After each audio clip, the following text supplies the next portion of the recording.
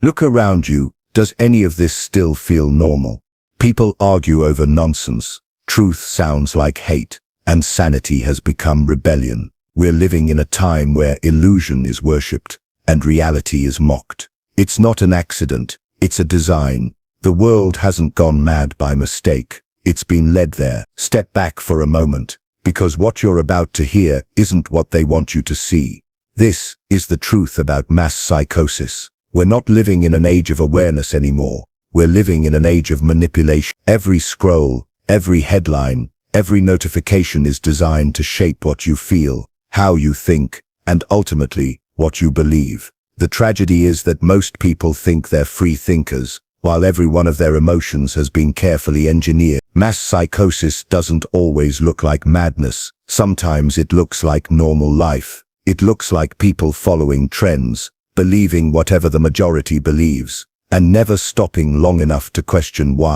It starts subtly. You hear something enough times, and it begins to sound true. Fear is repeated in 1,000 different forms, through news, entertainment, even casual conversations. People don't notice how repetition rewires the mind. The brain begins to associate fear with safety, control, with comfort. Once that happens, people stop questioning the narrative and start defending it. That's the true power of psychological manipulation. It doesn't force you to obey, it makes you want to. Think about how easily crowds can be swayed. One emotional story can spark outrage across millions. Even when no one has verified the facts, people share, react, and attack before thinking. It's not intelligence that drives them, it's emotional conditioning. When everyone feels the same fear, they stop thinking individually and start moving collectively. That's how the mass mind is formed, not through logic, but through synchronized emotion.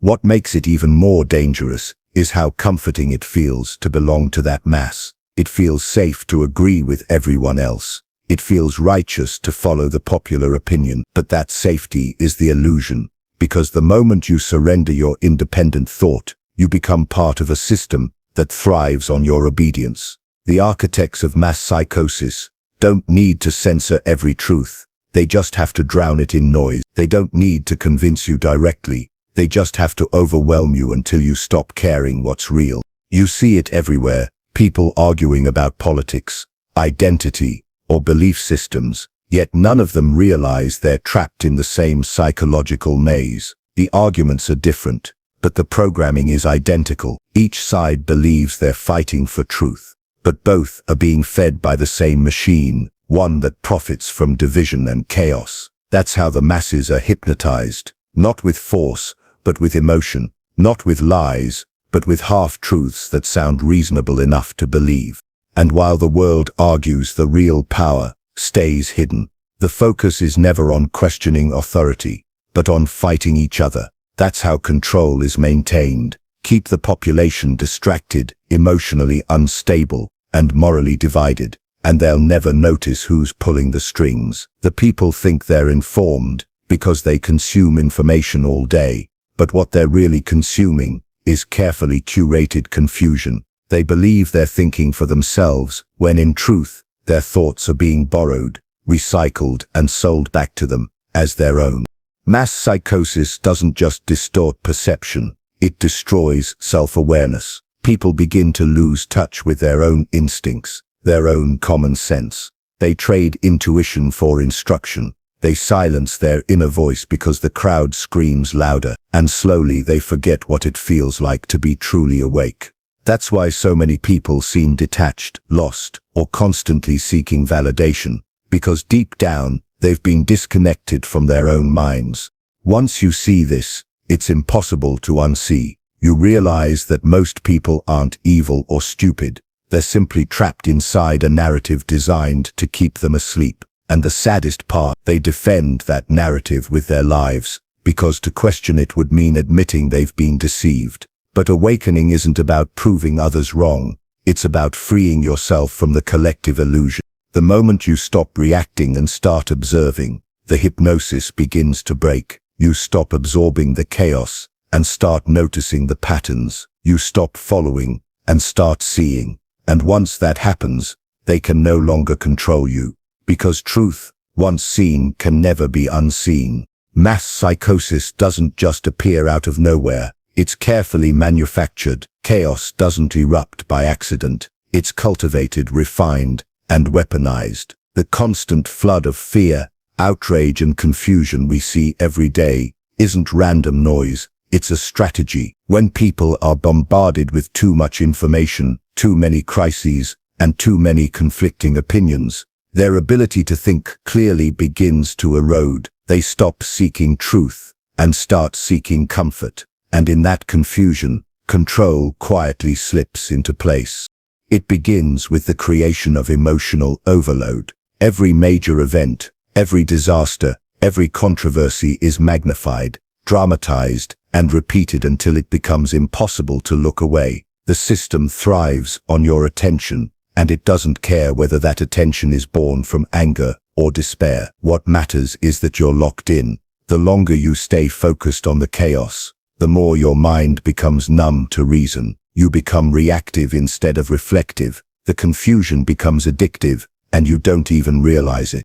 When everything feels uncertain, people naturally look for stability, and those who create the chaos conveniently offer the solution. It's a loop. They break your sense of order, then sell it back to you in the form of authority, ideology, or a comforting illusion. That's the oldest trick in psychological warfare. Create the problem, control the reaction, and dictate the solution. It's not new, it's just perfected. And the more overwhelmed the population becomes, the easier it is to shape what they believe, who they trust, and what they fear. Confusion serves another purpose too. It divides. When people can't find truth, they begin to invent their own versions of it. Everyone becomes certain of their own narrative and suspicious of everyone else's. Society fragments into tribes, each convinced the others are insane. This division is not a side effect, it's the design, because when people fight each other, they never unite against the ones who created the confusion in the first place. You can't control a population that's aware, but you can easily control one that's afraid, divided, and exhausted.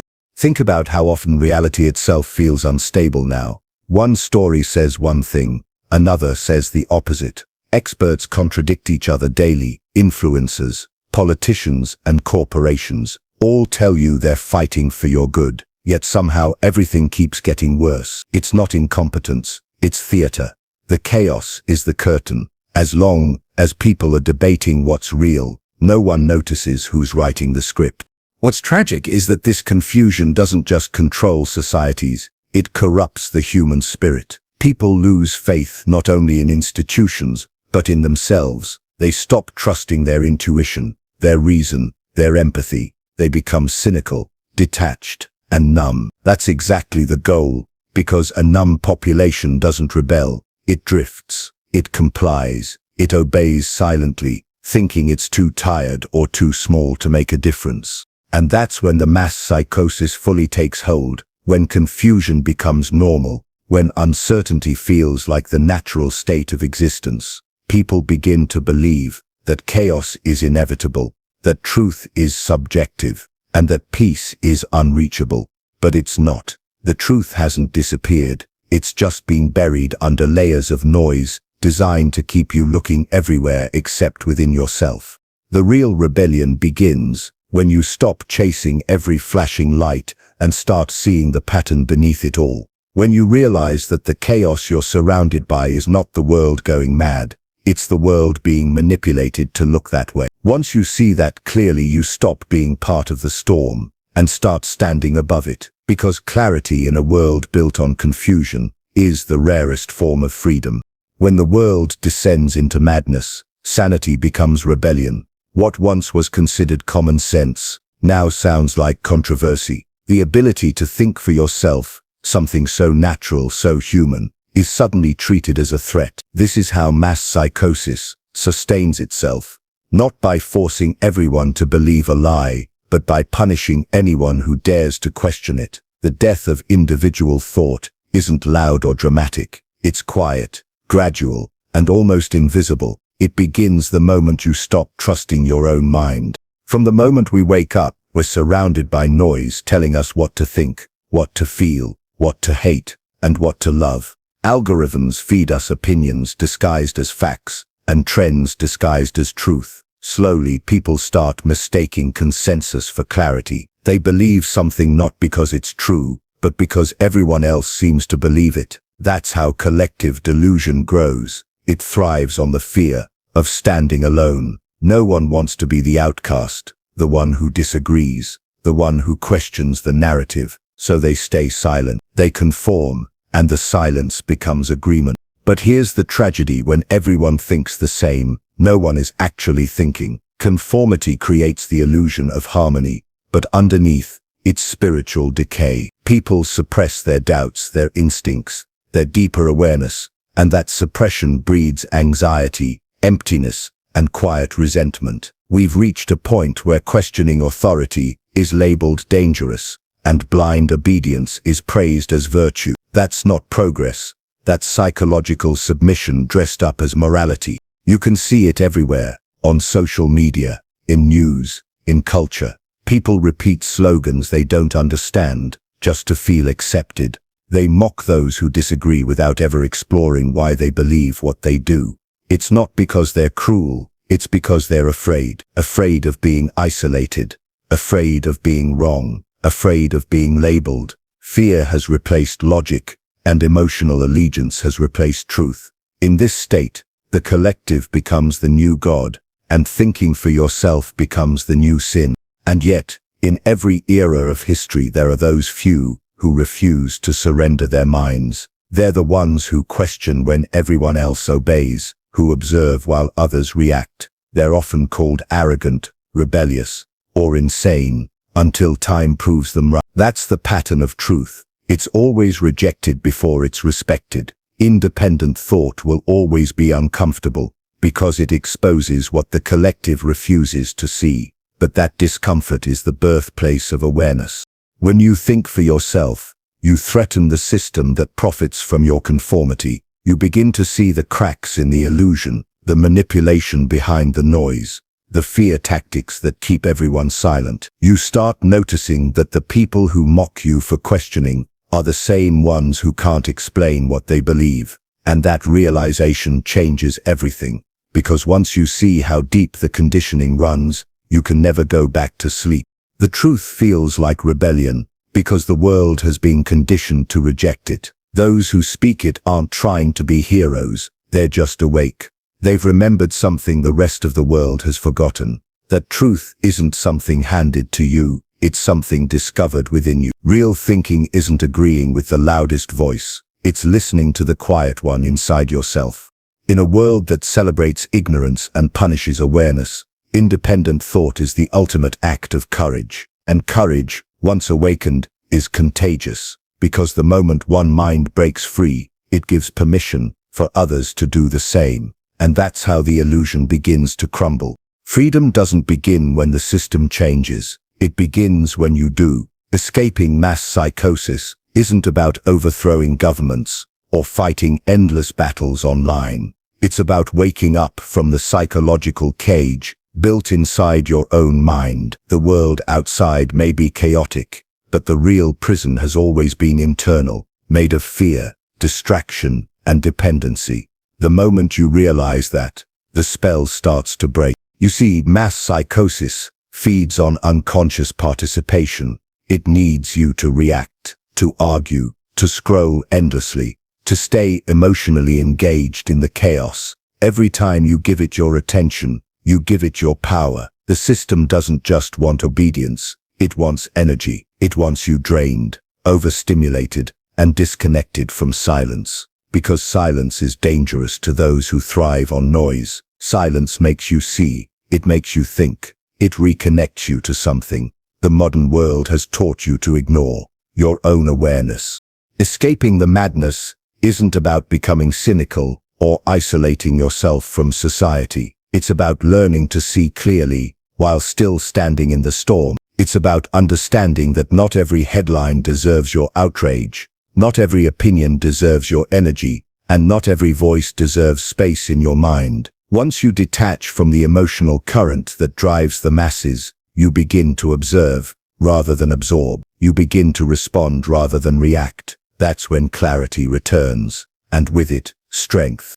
Most people think awakening means discovering hidden truths about the world, but real awakening is far simpler. It's realizing that you've been asleep. It's the moment you stop needing external validation to know what's real. It's when you rediscover the ability to think and feel, without being told what to think and feel. It's when you learn to sit in stillness without reaching for distraction, to question without fear, to stand alone without loneliness. That's the kind of freedom no government, no ideology, no system can ever take away.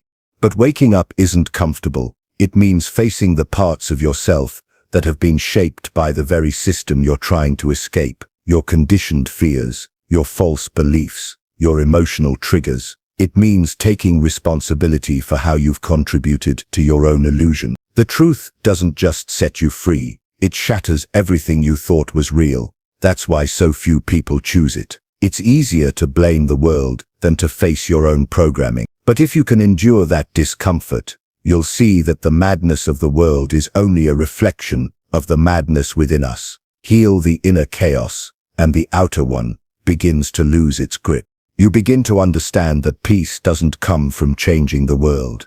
It comes from no longer being controlled by it. The chaos still exists, but it doesn't define you anymore. You stop reacting to every emotional wave, and instead you become the observer of the tide. And that's when everything shifts. You realize that true rebellion isn't shouting louder than everyone else. It's staying calm in a world that profits from your panic. When you reclaim your mind, you reclaim your life. You start choosing what deserves your attention and what doesn't. You stop letting algorithms dictate your reality and start crafting your own. You stop searching for truth outside and start finding it within. And once you reach that state of awareness, no propaganda, no fear campaign, no collective hysteria can pull you back into the fog.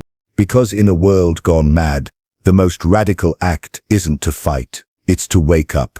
So when the world screams chaos, don't join the noise, rise above it. When everyone rushes to follow, dare to pause. When truth feels dangerous, that's when it matters most. The world may remain asleep, but you don't have to. Wake up, not with fear, but with clarity. Because once you see the illusion for what it is, they can no longer control you.